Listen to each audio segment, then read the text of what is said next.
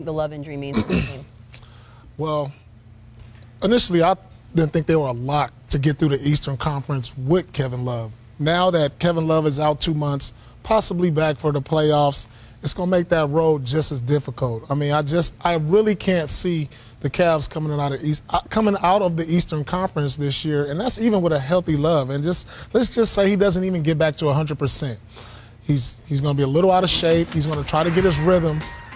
It's going to be difficult for him this year. You know, these are some trying times for the Cleveland Cavaliers, and you know, just when you thought things were bad, they seem to get worse for the team. Yeah, I don't know what this means, honestly. I don't know if they're willing to give up that pick and make a trade. You have Jay Crowder, Jeff Green, the guys that I feel will probably play the bulk of the minutes with Kevin Love being out because they are already short of big man.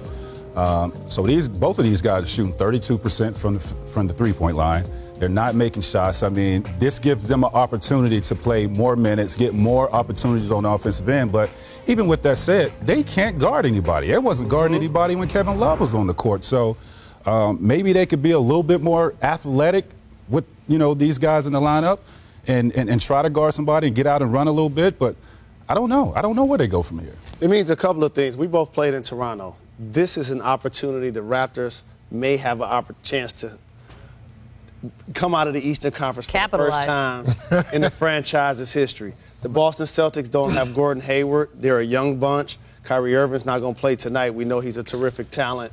I think this is a great opportunity for the Raptors. But for the Cavs, it means that Isaiah Thomas now becomes the number 2 option.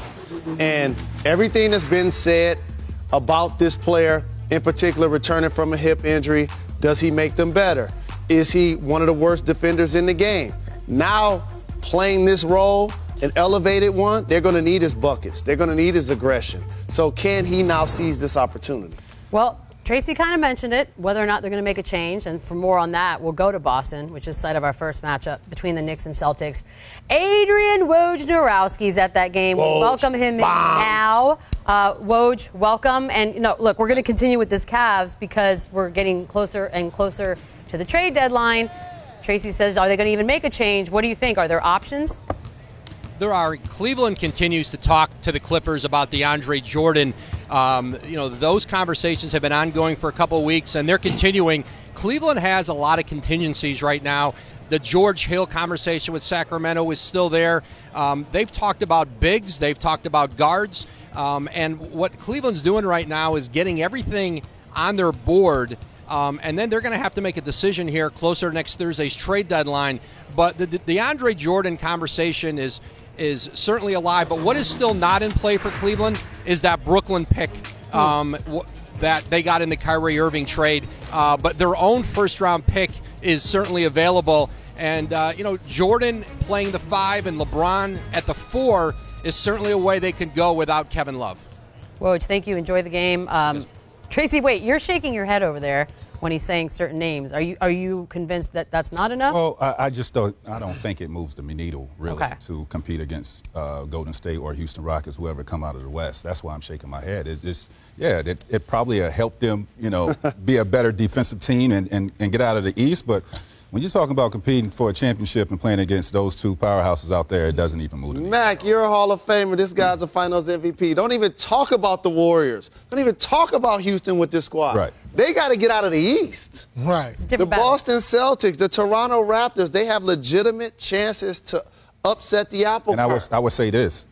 This is their best chance, meaning Toronto and Boston, to advance to the Eastern Conference Finals and advance to the Finals. This is their best chance. If they don't capitalize on this, I just don't know when you're going to take care of that opportunity. What's going on with Team LeBron? Not only for the Cavs, but for the All-Star team. 3 guys from Team LeBron are already injured. So, I mean, what's the irony in that? Curse? Are you saying there's a curse? I mean, there's maybe a dark cloud going around Team LeBron right now. I don't know. I mean, they lost 3 All-Stars on the team. Kevin Love plays with him, and he goes down. What's the irony in all I don't know. You tell me Clippers curse, because people seem to think that's a thing, too. So if you believe in curses. Well, we all know that the Browns are cursed. Wow. We're just throwing that out there like a fact. We all know that. I mean, that's a given.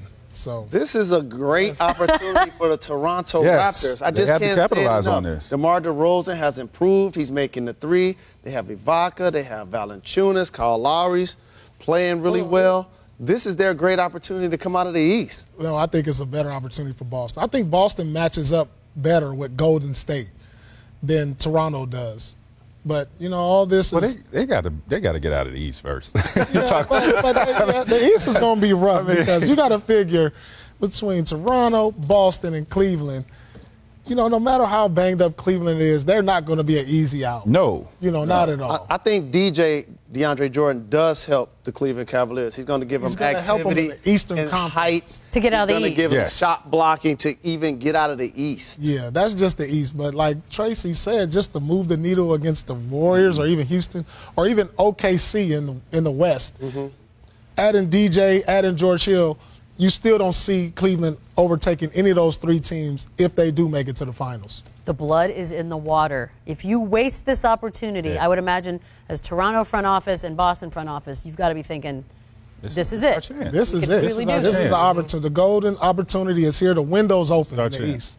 So if there's a move that if Boston needs to make another move that helps their team, they should do it. Same with Toronto. Or even look at those teams like Miami. They're right there. Right. If there's a trade out there that can get them to the next level, you got to go for it. Right, this is the window of opportunity. Week from tomorrow.